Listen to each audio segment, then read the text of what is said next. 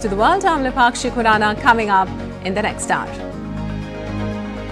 Liberal Party's Mark Carney wins elections to replace Justin Trudeau as Canada's Prime Minister, vows to keep tariffs until US shows respect. Israel halts Gaza electricity supply as next round of truce talks set to resume. Israel delegation to visit Doha for truce talks. U.S. Secretary of State Marco Rubio and U.S. West Asia envoy Steve Witkoff to engage with Ukrainian President Volodymyr Zelensky in Saudi Arabia as Europe watches with bated breath the developments. India and the European Union to begin the 10th round of negotiations for a proposed free trade agreement in Brussels.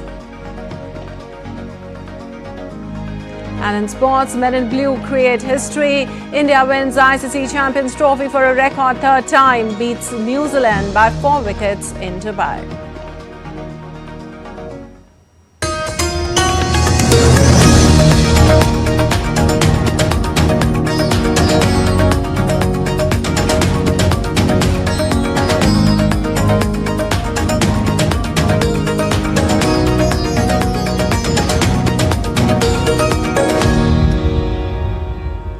Mark Carney is going to be Canada's new Prime Minister after Liberal Party overwhelmingly elected him to replace Justin Trudeau. Carney won 85.9% of the ballots cast in the Liberal Party leadership vote, though elections must be held by October. Take a look.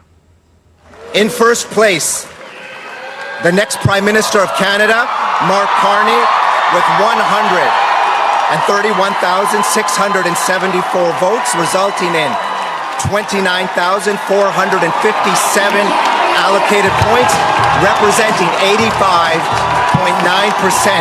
of the vote. My government will put into action our plan to build a stronger economy, to create new trading relationships with reliable trading partners, and to secure our borders. The 59-year-old economist has been influential in both Canada and England. Mark Carney was born near the Arctic in a small town of Fort Smith in the Northwest Territories. He studied at Harvard in the United States and Oxford in England, and the initial part of his career saw him make a fortune as an investment banker at the Goldman Sachs, shuffling base between New York, London, Tokyo, and Toronto. Carney then joined the Canadian Civil Service, eventually being appointed Governor of the Bank of Canada in 2008. In 2013, the then British Prime Minister David Cameron tapped him to lead the Bank of England. Carney became the first non-Briton to lead the bank in its more than 300-year history. Carney will be the first Canadian Prime Minister with no political experience. He has never held an elected public office or served in a government cabinet. Carney swept the polls on the plank of standing up to the threats of the US President Donald Trump. There's someone who's trying to do the opposite. There's someone who's trying to weaken our economy. Yeah, Donald Trump. He's attacking Canadian families, workers, and businesses, and we cannot let him succeed. And we won't. We won't. Carney may not be the Prime Minister for long, with a general election due soon that the opposition Conservatives are slight favourites to win according to the polls. Aarti Rana's report for DD India.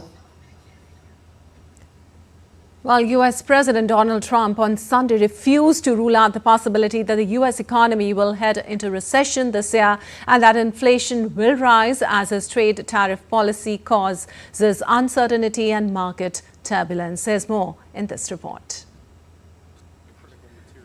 Donald Trump's unpredictable decisions on the fate of sweeping tariffs is upending the market's movements as mystery remains on the course he intends to take. Starting in February, Trump announced 25% tariffs on the United States' neighboring countries. Those were delayed for a month and were supposed to come into effect from March 4th until Trump decided on March 5th to pause tariffs on automakers for another month. He again changed course, pausing tariffs on Mexican and Canadian goods until April. Trump continues to make changes. On Friday, he threatened new tariffs on Canadian lumber and dairy products. Those tariffs could go into effect on Monday. Trump sought to downplay the impact his back and forth trade announcements have had on financial markets, saying the tariffs on Mexico and Canada are part of his long-term strategy and could go up in the future. What I have to do is build a strong country. You can't really watch the stock market. And as trade tensions have led to worries that a recession could be looming, Trump declined to hazard a guess whether the United States will experience one in 2025. I hate to predict things like that. There is a period of transition because what we're doing is very big. We're bringing wealth back to America. That's a big thing. And there are always periods of, it takes a little time. It takes a little time. Meanwhile, U.S. Commerce Secretary Howard Lutnick indicated the tariffs that could go into effect on April 2nd will continue until Trump is comfortable with how both countries are handling the flow of fentanyl. Mexican President Claudia Sheinbaum claimed that dialogue and respect had prevailed in achieving a pause on U.S. tariffs. We are not extremists, but we are clear that there are some inalienable principles. We can't give up on our sovereignty. Our people cannot be affected by the decisions made by foreign governments or hegemonies. In this case, we'll act immediately. In a message to U.S. President Donald Trump, Canada's next Prime Minister Carney pledged to keep retaliatory tariffs on U.S. goods until Americans show us respect. The Americans want our resources, our water, our land, our country. Think about it. If they succeeded, they would destroy our way of life.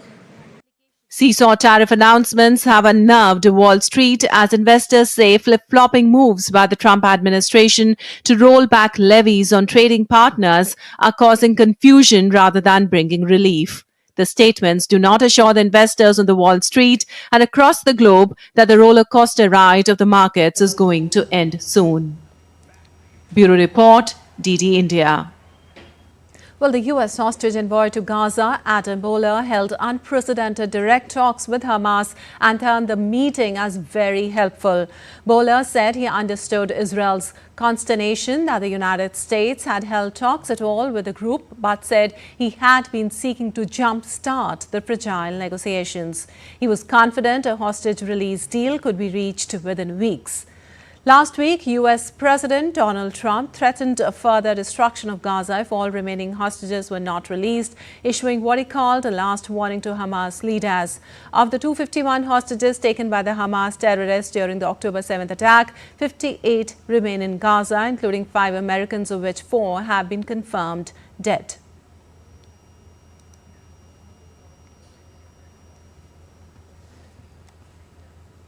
Well, Israel is sending a delegation to Doha for further Gaza truce talks on Monday, while Hamas demands negotiations on the ceasefire's second phase, including a full Israeli withdrawal and the lifting of the blockade.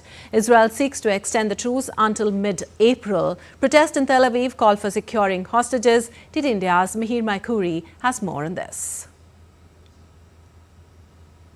Israel is preparing to send a delegation to Doha for further talks on the Gaza truce on Monday, as Hamas calls for the immediate start of negotiations on the ceasefire's second phase, which it hopes will bring a permanent end to the war.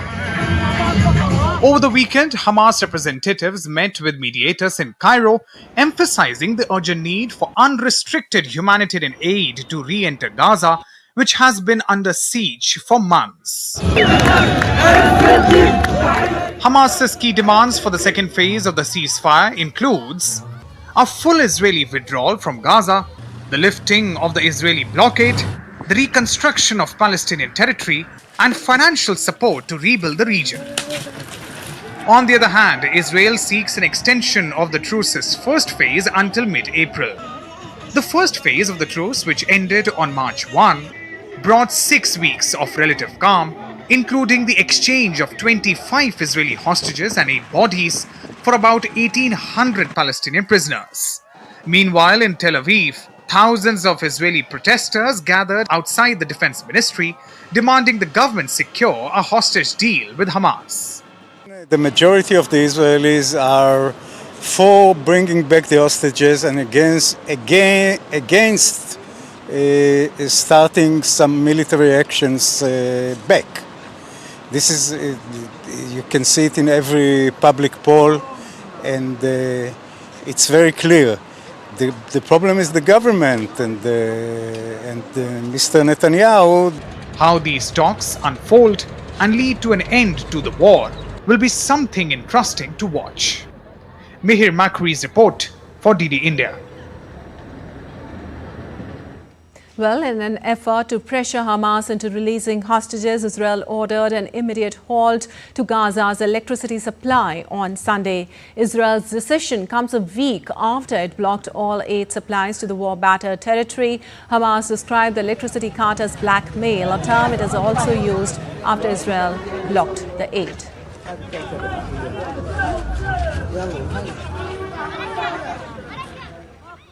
And Syria's interim president Ahmed al-Sharaa has launched an investigation after hundreds of people were killed in fighting between security forces and the loyalists of deposed President Bashar al-Assad. In a televised speech, Ahmed Sharaa vowed to hunt down the perpetrators of violent clashes after reports of mass killings.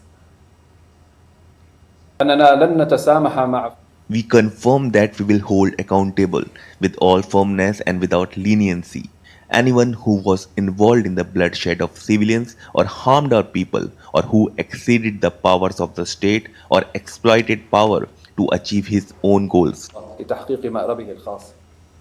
In its latest poll on Monday, the Syrian Observatory for Human Rights War Monitor said 973 civilians had perished since March 6th in the coastal heartland of the Alawite minority community to which the toppled president belongs. United Nations Rights Chief Volker Turk said on Sunday that the killings must cease immediately, while the Arab League, the United Nations, the United States, Britain and other governments have condemned the violence.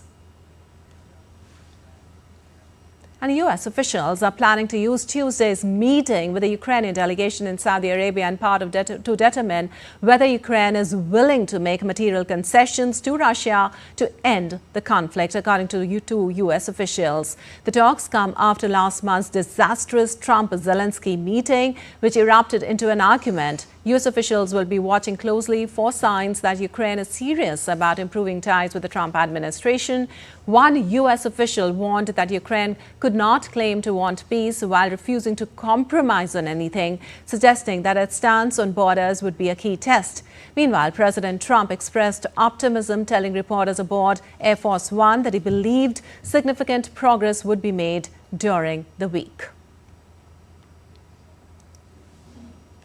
Let's see what happens with the whole Russia-Ukraine thing. I think you're going to have eventually, and maybe not in the distant future, you're going to have some pretty good results coming out of Saudi Arabia this week. Well, I think they will sign the minerals deal, but I want them to want peace.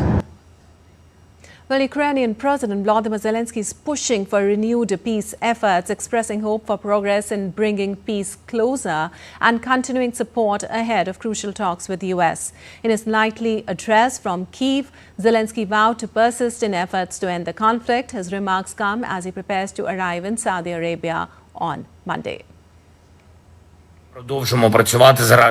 We will continue working to bring peace closer. There will be my visit to Saudi Arabia. Also today, the meetings of our teams, Ukraine and the United States in Saudi Arabia, is further prepared. We hope for results both in preparing closer and in continuing support. And billionaire Elon Musk vowed on Sunday to keep Ukraine's Starlink communication network operational despite growing tensions over U.S. policy. The United States has suspended military aid and intelligence sharing with Ukraine after a disastrous February 28th meeting between Presidents Donald Trump and Volodymyr Zelensky in the White House. This has led to fears that Musk might cut off Ukrainian access to Starlink communication system, which is used extensively by Kyiv. On Sunday, during exchanges on X social media platform, Musk promised that this would not be the case after an online clash with the Polish Foreign Minister Radoslaw Sikorski that drew in U.S. Secretary of State Marco Rubio. Polish Foreign Minister Radosław Sikorski challenged Musk, warning that Poland funds Starlink access and could seek alternatives. Musk fired back, calling Sikorski small man. The clash escalated as U.S. Secretary of State Marco Rubio sided with Musk, insisting Ukraine would have lost the conflict without Starlink. And still to come in DD India News Hour. Romania's Electoral Bureau rejects far-right candidate Georgescu's candidacy, sparking outrage among supporters. Remnants of Cyclone Alfred trigger widespread flooding on Australia's east coast, stranding cars and leaving thousands without power. And Pope Francis shows good response to treatment for double pneumonia, condition gradually improving.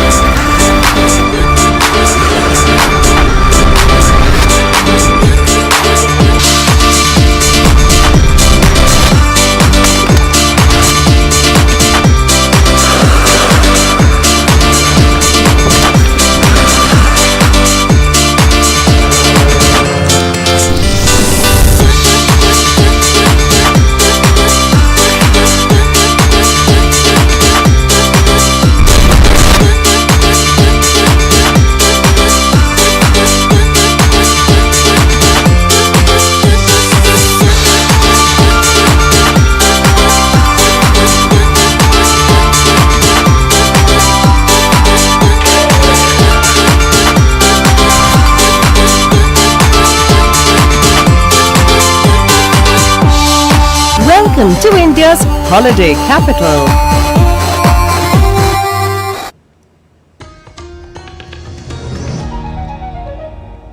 Welcome back. You're watching DD India News Hour. I'm Lipakshi Kuran, and moving on, the navies of Iran, Russia and China will hold military drills off the coast of Iran this week in a bid to boost cooperation. The three countries, which share a common desire to counter what they characterize as American hegemony, have held similar exercises in the region in recent years. The drills will begin on Tuesday in the port of Chabahar, located in southeast Iran on the Gulf of Oman, the Tasnim news agency said, without specifying their duration. The exercises will take place in the northern Indian Ocean and aim to strengthen security in the region and expand multilateral cooperation between participating countries. Russia's defense ministry said in a statement that Moscow would be represented by 2 corvettes and a tanker from the Pacific Fleet. And Romania's Electoral Bureau on Sunday rejected far-right hopeful Călin Georgescu's candidacy for the rerun of last year's annulled presidential election. It has sparked outrage among his supporters in Bucharest. The rejection of Georgescu's candidacy can be challenged at the Constitutional Court. The country's highest court had previously annulled a ballot to 2 days before the second round of voting in December, citing allegations of Russian interference in Georgescu's favor, which Moscow has denied. He's under criminal investigation on 6 counts, including membership in a fascist organization and communicating false information about campaign financing. Georgescu, who denies any links to Moscow, has denounced the annulment as a formalized coup d'etat. Opposed to sending aid to Ukraine, he has presented himself as ultra-pro-US President Donald Trump.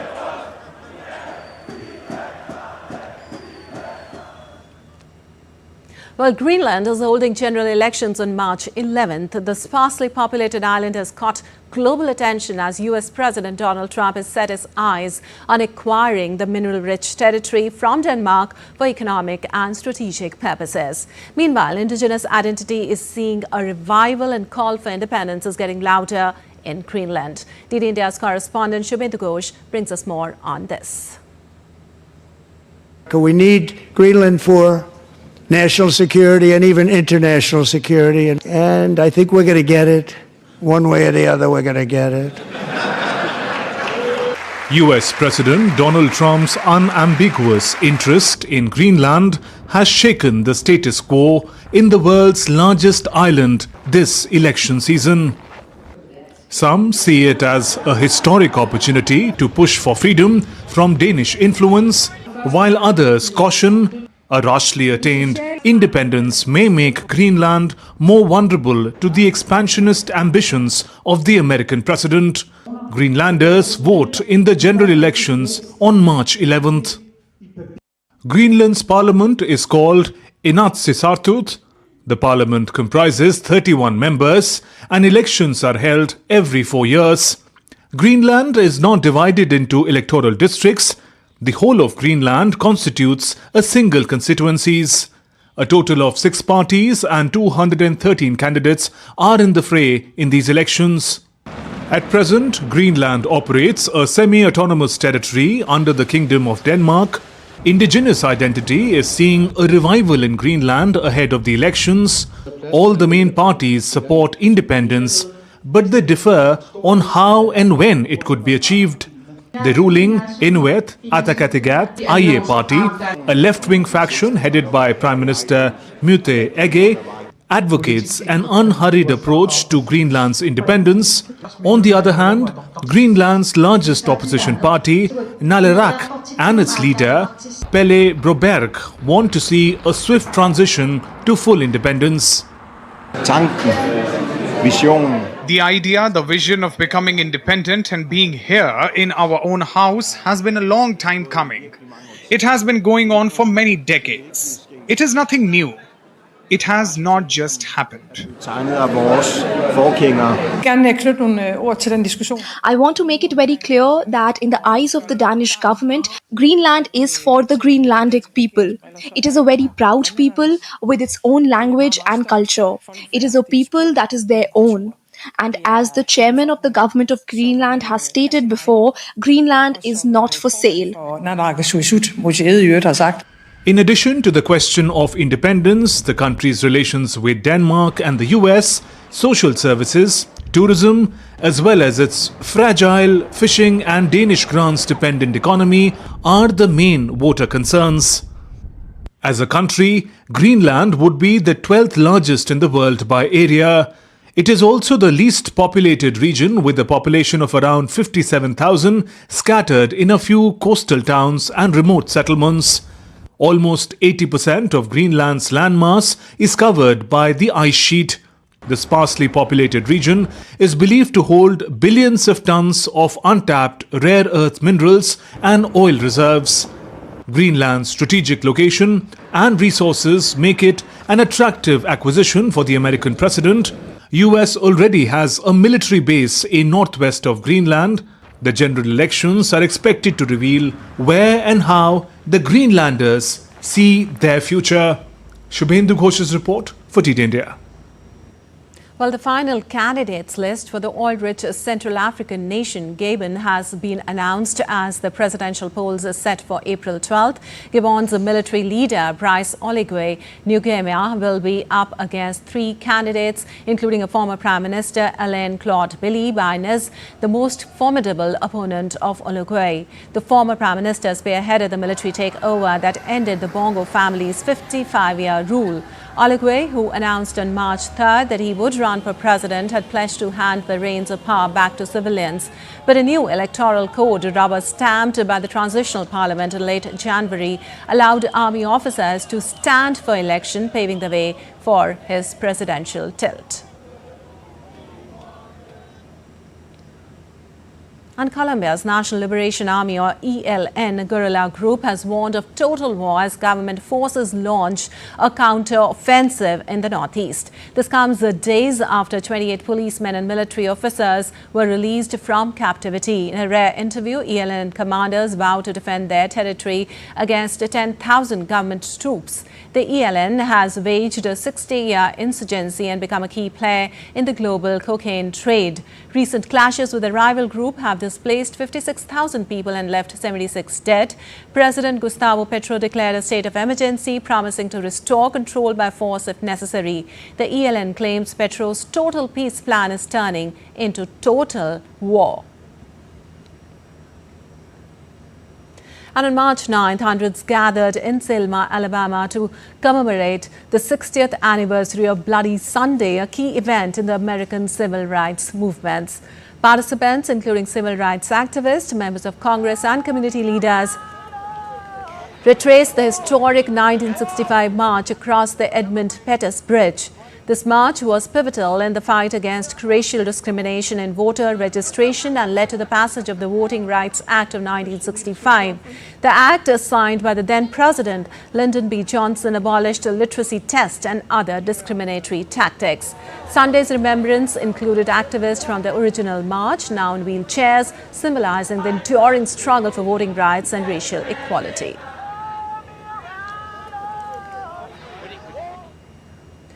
Some weather updates now. Argentina announced 3 days of national mourning late on Sunday after authorities raised a death toll from recent flash flooding to 16, with more still missing. The deadly flood struck on Friday when a year's worth of rain fell in a matter of hours in and around Bahia Blanca, a major port city located in the south of Buenos Aires province, with entire neighborhoods inundated by the fast rising waters. The Latin American nation has been particularly shaken by tragic reports of 2 girls aged 1 and 5 being swept away in the torrent. According to Provincial Security Minister Javier Alonso, the girls were swept away by a powerful wave of water while on the roof of a van with their mother. The devastating storm has also left thousands without power in the coastal area. In response, the government has allocated $9.2 million in emergency reconstruction aid. And in Australia, torrential rain from the remnants of Cyclone Alfred flooded swathes of East Coast on Monday as workers battled to restore power to more than 200,000 homes and businesses. The chaos was triggered by the remnants of Cyclone Alfred, which dumped up to 1 foot of rain in just 24 hours, particularly affecting Queensland and New South Wales. Floodwaters swamped some streets in the city of 2.5 million, stranding half-submerged cars in the worst affected areas. Even as the weather system weakened, emergency authorities issued multiple flood and severe weather warnings across a vast 400-kilometer stretch of coastline.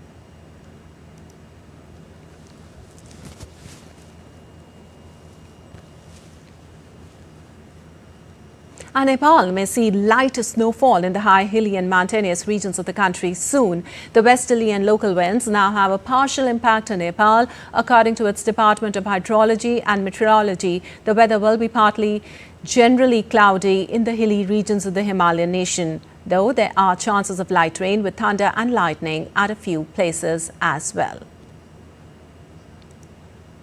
And Pope Francis is showing a good response to his treatment in hospital for double pneumonia, and his overall condition is gradually improving. Francis has been in Rome's Gemelli Hospital for more than 3 weeks with a severe respiratory infection that has required continuously evolving treatment. The 88-year-old Pope Francis in the hospital since February 14th also issued a written Angelus on Sunday in which he thanked his doctors and healthcare workers. Groups gathered outside Gemelli Hospital throughout the day to pray for Francis.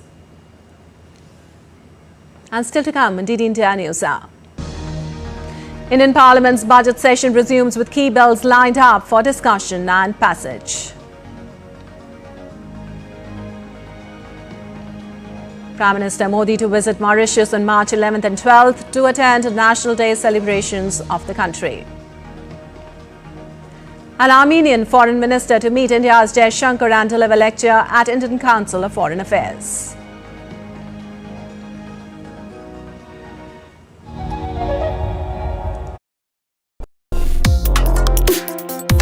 Complex issues, hidden agendas, twists and turns, strategic games.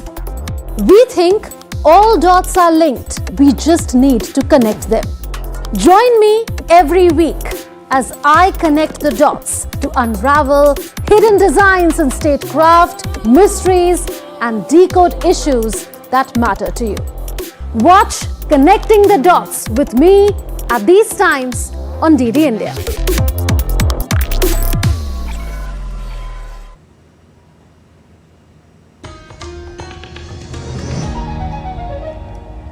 Welcome back. You're watching DD India News. I'm Lipakshi Khurana, and time now for a quick recap of the headlines.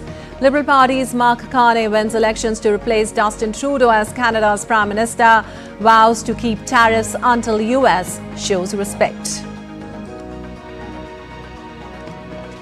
Israel halts Gaza electricity supply as next round of truce talks set to resume. Israel delegation to visit Doha for truce talks. U.S. Secretary of State Marco Rubio and U.S. West Asia envoy Steve Witkoff to engage with Ukrainian President Vladimir Zelensky in Saudi Arabia as Europe watches with bated breath the developments. India and the European Union to begin the 10th round of negotiations for a proposed free trade agreement in Brussels. And in sports, men in blue create history. India wins the ICC Champions Trophy for a record third time, beat New Zealand by 4 wickets in Dubai.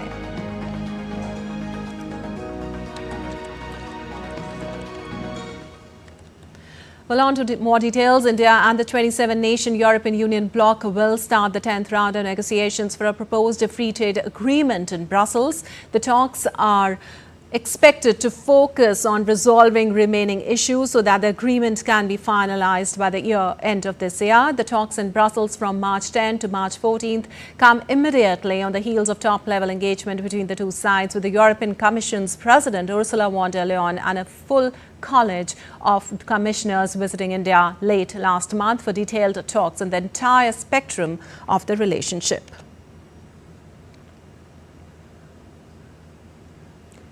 And the second part of the Indian Parliament budget session is all set to resume on Monday, with key bills to be taken up for discussion and passage. The Tribhuvan Sehakari University Bill 2025 will be taken up for consideration and passing. Union Minister Amit Shah to move the bill to establish the Institute of Rural Management Anand as a university to be known as the Tribhuvan Sehakari University and to declare the same as an institution of national importance. The Bills of Lading Bill 2024 will also be introduced for consideration and passing. The bill to make provisions for the transfer of rights of suit and all liabilities to the consignee named in a bill of lading and every endorsee of a bill of lading.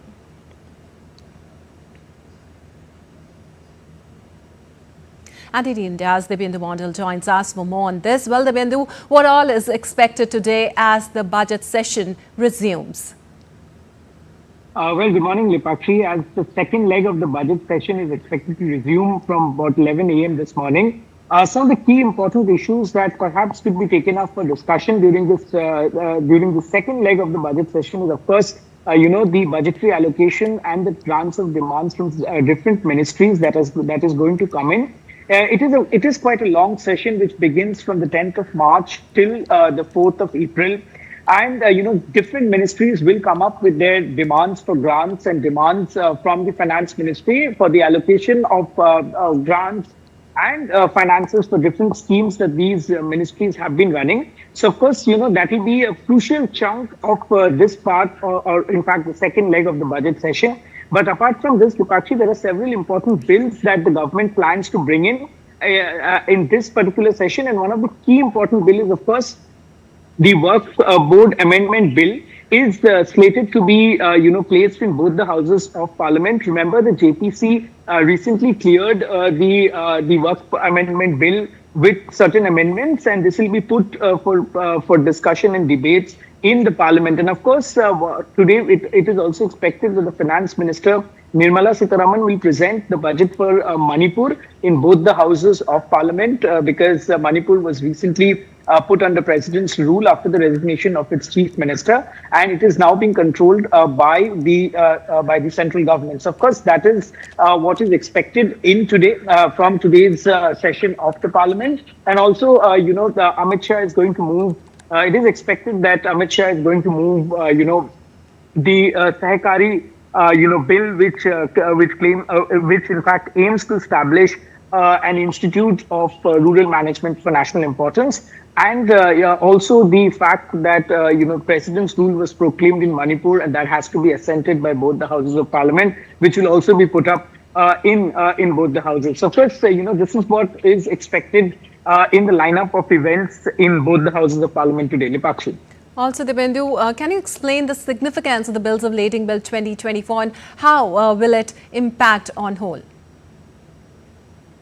Lipakshi, this crucial bill is of course important because it aims to establish an institute of rural management, which is which has been a long-standing promise of the government, and the government will bring out this bill through an act of Parliament. This institute will be set up, and over the time, this institute will perhaps bring out many leaders of prominence in the country. Lipakshi. All right, Dipendu, thank you so much for all those details.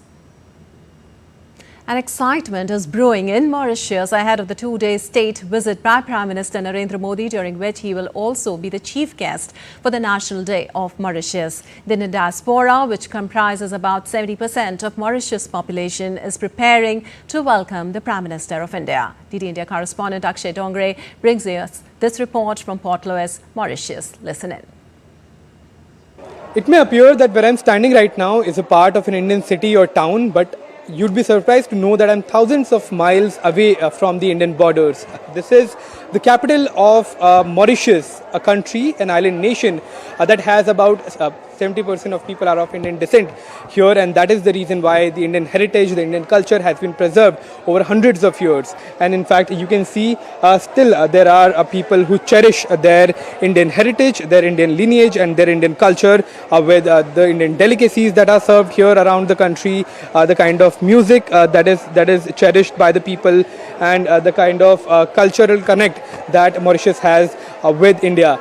Prime Minister Narendra Modi is arriving in Mauritius on 11th of March to attend the National Day of Mauritius, where Prime Minister Narendra Modi will be attending as the chief guest in Mauritius. Both the countries have robust ties in terms of trade, in terms of cultural connect, in terms of people-to-people connect as well. With camera person Mahesh Sharma, I'm Akshay Dongre, DD India. And the Indian High Commissioner to Mauritius, Anurag Srivastava, has shared key insights ahead of Prime Minister Narendra Modi's upcoming state visit. High Commissioner Srivastava highlighted the enduring people-to-people connections that form the foundation of the strong relationship between India and Mauritius. He emphasized the shared cultural heritage and the vibrant ties that have flourished over the years. DD India's Akshay Dongre brings us this exclusive report. Excitement is brewing up in Mauritius as Prime Minister Narendra Modi is all set to arrive in the country. Both the countries share very close relation, but with this state visit of Prime Minister, the relations are expected to grow to newer heights. And to talk about the state visit, we have the Ambassador of India to Mauritius, Mr. Anurag Srivastava. Sir, Prime Minister Narendra Modi is expected to come and be the chief guest of the National Day of Mauritius. How significant do you think is this visit by the Prime Minister?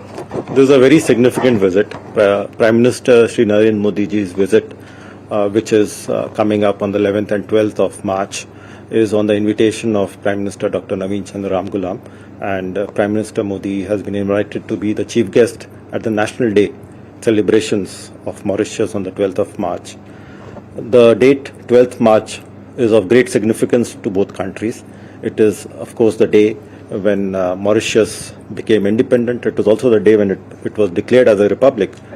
But at the same time, this day was particularly chosen for a certain reason.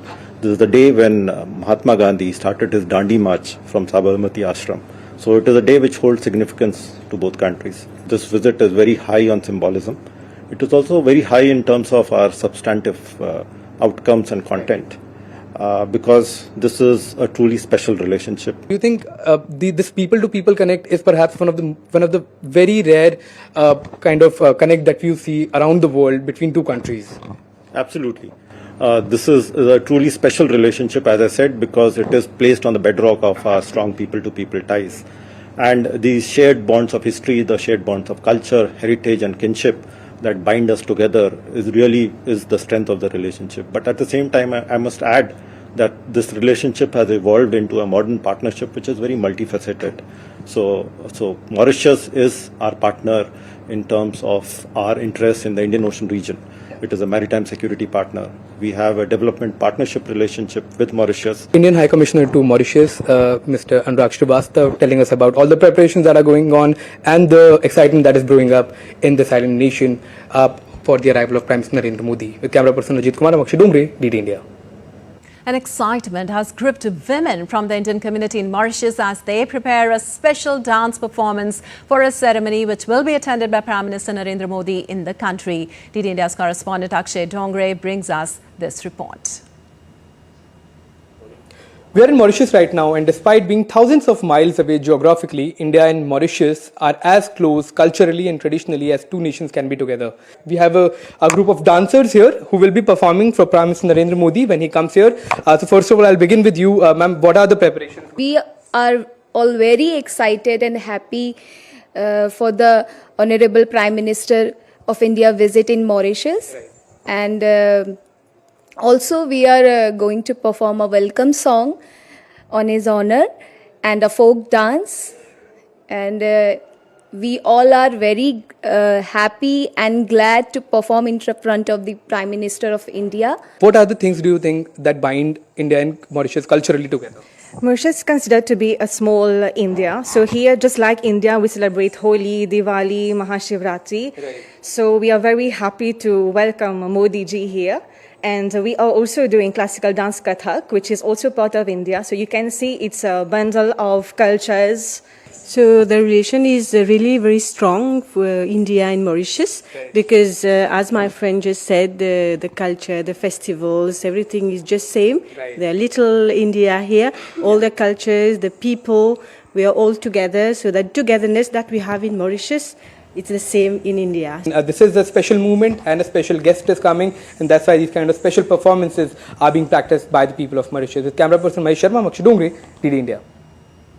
Well, Armenian Foreign Minister Ararat Mirzoyan will meet External Affairs Minister Dr. S. Jaishankar in New Delhi on Monday. The Armenian Foreign Minister arrived in New Delhi on Sunday on a two-day visit. During his visit, the foreign dignitary will also deliver a lecture at the Indian Council of World Affairs. Armenian Foreign Affairs Minister Mirzoyan earlier visited India in April 2022 to participate in the Raisina dialogue. India and Armenia share friendly relations rooted in historical ties between the people of the two countries. In 2022, the 30th anniversary of the establishment of diplomatic relations between India and Armenia were celebrated. And days after, former Indian Premier League founder Lalit Modi filed an application with the Indian High Commission in London to surrender his Indian passport, Vanuatu Prime Minister Jotam Napat on Monday directed the Citizenship Commission to cancel the passport issued to Modi, citing the rejection of Indian authorities' request for an Interpol alert due to insufficient evidence. The Vanuatu Prime Minister in a statement said that while background checks showed no criminal convictions, he was recently informed that Interpol had rejected Indian request for an alert on Lalit Modi due to insufficient evidence, which would have led to the rejection of his citizenship application. He clarified that a Vanuatu passport is a privilege, not a right, and applicants must provide legitimate reasons for citizenship. Prime Minister Napat said that in recent years, the Vanuatu government has strengthened the due diligence process for its citizenship by investment program, resulting in more applications failing enhanced scrutiny by the Vanuatu Financial Intelligence Unit. And India's Anil Thomas joins us for more on this. Well, Anil, how will the cancellation of Lalit Modi's Vanuatu's passport affect his legal status internationally, and what implications does this have for Vanuatu's citizenship by investment program moving forward? Well, good morning, Lipakshi. Let's just put this island, this archipelago that exists between Australia and New Zealand. And if you ask me specifically, it comes between Australia and Fiji, this particular group of islands. If one puts it into an Indian context, the population in this particular country is less than the population in the National Capital Territory neighborhood, Noida. And if purely in terms of the GDP that we are talking about, it's close to 1 billion. So these countries have these golden membership that exist, where you bring in large amounts of money and you get a citizenship based on that. This is the golden membership that exists in this country called Vanuatu, and that's something that Lalit Modi has exploited. But before doing that, he submitted before the London High Commission in India, India's High Commission in London, surrendering his Indian passport, and he made a big hue and cry about getting this particular citizenship that this islands had offered to him. And I think that's where the mistake is. Lalit Modi is a serial offender when it comes to not only enjoying his success, but also enjoying these kind of little new homes that he finds abroad. He did manage to have a small stay in earlier in many other countries, but his longest stint has been in London, where he is moved base since the 2010 IPL fiasco and the alleged controversies that have followed him since then. This particular move that he's made is not something that was unexpected. But yes, the Indian High Commission in New Zealand, Nita Bhushan, along with other countries from the global south, had put a lot of pressure on Vanuatu, and they take a lot of technical as well as economical support from India. Since it's a small island, they don't have much bandwidth when it comes to on raising or red flagging things. They went ahead and granted him citizenship. Now that citizenship has been revoked, things become complicated for Lalit Modi. One, he's submitted his Indian passport stating that no longer does he need Indian citizenship. Now he's lost the citizenship of Vanuatu. It leaves him in a very complex situation. He'll have to first use his lawyers to push back, to go to London to see to it that his Indian passport is not revoked and his surrendered passport is not accepted by the Indian High Commission, and find the legal loopholes that exist within the systems to chart his next route of looking at some kind of leverage that he can manage to prolong his stay abroad. Having said all this, Lalit Modi, when I say he's a serial offender for one or two things. He makes these mistakes time and again. He makes a lot of hue and cry about his achievements, especially when it comes to such small things. You remember the pictures that he released with Sushmita Sen, when he was holidaying in London. So, all these kind of things don't help his cause. If he would have got this citizenship of that particular, island and would have stayed there, nobody would have known about it. The fact that he brought it to the limelight of the media are raising questions with the Ministry of External Affairs, and a prompt action being taken by the Ministry of External Affairs clearly leaves Lalit Modi with no stone or no leverage to move. He's taken one step ahead and gone 2 steps behind. If you ask me to put it in simple terms, for the way or the troubles that await Lalit Modi and his team. All right, Anil, thank you so much for all those details. And on to some business news now. Wall Street futures plummeted and the yen and Swiss franc surged as building deflationary pressures in China added to growth worries from a fading US economy and an escalating global trade war.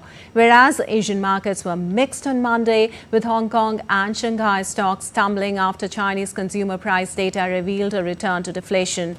Investors were already on edge due to uncertainty surrounding Donald Trump's trade policies and his recent refusal to rule out a US recession further eroding market confidence. And US President Donald Trump said on Sunday that his administration was in touch with 4 different groups about the sale of Chinese-owned social media platform TikTok and that all options were good. There could be. We're dealing with 4 different groups, and a lot of people want it, and it's up to me. So there could be. Well, US President Donald Trump said on Sunday that a government shutdown could happen if the House of Representatives cannot muster enough votes to pass a temporary funding bill, but he remains optimistic the measure will get approved. Could happen. I mean, the Democrats want that. They want to destroy the country. So I can't tell you, but it could happen. It shouldn't have happened, and it probably won't. I think the CR is going to get passed. We'll see, but it could happen. You never know. Well, you're watching DT India News. Our time now for some sports news. The men in blue have etched their name in history once again, securing their 3rd ICC Men's Champions Trophy title with a hard-fought 4-wicket victory over New Zealand in a gripping final at the Dubai International Cricket Stadium. Rohit Sharma's brilliant play, Shreyas Iyer's valuable 48 and the exceptional spell by Indian bowlers were truly magical. Take a look. The sheer brilliance of India's spin attack, the tactical masterclass from Captain Rohit Sharma, and the unwavering support from the stands. March 9th will be etched in the memories of cricket fans for years to come. India clinched a thrilling 4-wicket win over New Zealand in the final of the Champions Trophy 2025 to clinch the ICC event for a record-breaking 3rd time. On a pitch that became increasingly challenging for batting, India successfully chased down New Zealand's target of 252 with 6 balls still to spare. Captain Rohit Sharma led from the front with a composed 76 runs, while Shreyas Iyer contributed a valuable 48. KL Rahul also applied the finishing touches with an unbeaten 34 runs. Kuldeep Yadav made a significant impact, dismissing both Rachin Ravindra and Kane Williamson with deliveries that showcased his exceptional skill. India's mystery spinner Varun Chakravarti also took 2 wickets. The stadium transformed into a sea of Indian blue on Sunday. Every boundary, every wicket was met with a roar that seemed to echo Indian dominance in all corners of the Dubai International Cricket Stadium. Fans across the globe went into a wild rupture after the victory, filling the streets late in the night to celebrate the march of the men in blue. Indian fans present at Dubai was simply ecstatic. Rohit played an amazing game.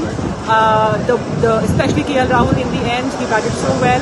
We loved how it all played out. We loved how confident and calm they were in the end, and it's something that was worthy watching. Thanks to KL, he managed. He doesn't get his due, but this time, KL, we love you. Thank you for getting the trophy home, guys. Good job, Rohit Sharma, Hardik Pandya, and Rahul. They really made us very proud. Thank you. And the rest of the team as well. With this historic win, India has reaffirmed their dominance in the world of cricket, etching another golden chapter in their illustrious legacy. Sports Desk, DD India. And Narayan Singh joins us for more on this. Well, Narayan, history created yesterday. How did India's spinners play a key role in restricting New Zealand to 251 runs? And what stood out in their performances during the Champions Trophy finale? Actually, we mentioned the role of spinners were crucial on this pitch. The way if we talk about the India journey in this tournament, right from the first match against Bangladesh to the final against New Zealand, the spinners played a crucial role, and India has the benefit of having 4 spinners. And when they included Varun Chakravarti in the list of spinners, and the Indian spin attack became more potent. And you saw the results in the previous matches against Australia, and in this match also. The way New Zealand were batting, the way they got the start, and they are racing away with 69 for 1 in the power play, and it was looking like that will go for a massive total. But after that, the introduction of the Varun Chakravarti, he removed the villain, and after that, Kuldeep Yadav did the miracle. He just dismissed the centurion of the previous match, K. Williamson and Rachin Ravindra. Those batsmen were the most dangerous for the any side in the world, and when Kuldeep dismissed those two batsmen, definitely those two batters, the game changed, and from there India again, just we can say the Indian spinner dragged the New Zealand inning back. So that was the crucial juncture of the match. And if you take a look, the batting condition just was getting worse in the second innings. But the way Indian batsmen managed, the degree of turn in the second inning was 3.5 and in the first inning was 2 degrees. And so in that scenario too, the Indian batters showed their class. They batted very well. And just the way, especially towards the, we can say the middle order, Shreyas Iyer, Akshar Patel, the kind of, we can say that stability gives the Indian innings was kudos after a brisk start from the Rohit Sharma, and our opener has scored, made a partnership of 105 runs. That too was also crucial, giving a good foundation, and down the order was walking. And towards the end, KL Rahul and Ravindra Jadeja gave a fantastic finish and winning their third Champions Trophy and became the most successful team in the history of the ICC Champions Trophy. Right, an absolutely thrilling match yesterday. Thank you so much, Narayan, for all those details. And a whippet from Venice in Italy has been named Best in Show at the 2025 Crafts Dog Show in Birmingham. 4-year-old Miuccia beat more than 18,000 dogs from around the world to claim the top award. It is the first time a dog from Italy has won Best in Show, which comes with a trophy and small cash prize of reportedly £200. Sure, a lot more emotion to come out yet, and just look at Viking. He's owning that podium for Crufts 2025. We will see you again next year. Well, that's all for this edition of DD India News Hour. Let us know your thoughts on the news of the day. For those on the go, you can get all the latest news and updates from India and across the world on the DD India mobile app. The app is available in both Android and iOS platforms. Scan the QR code on the screen to download now. Well, we'll be back with more news as it breaks here on DD India. I'm Lipakshi Khurana from all of us here in Delhi. Thanks for watching DD India News Hour.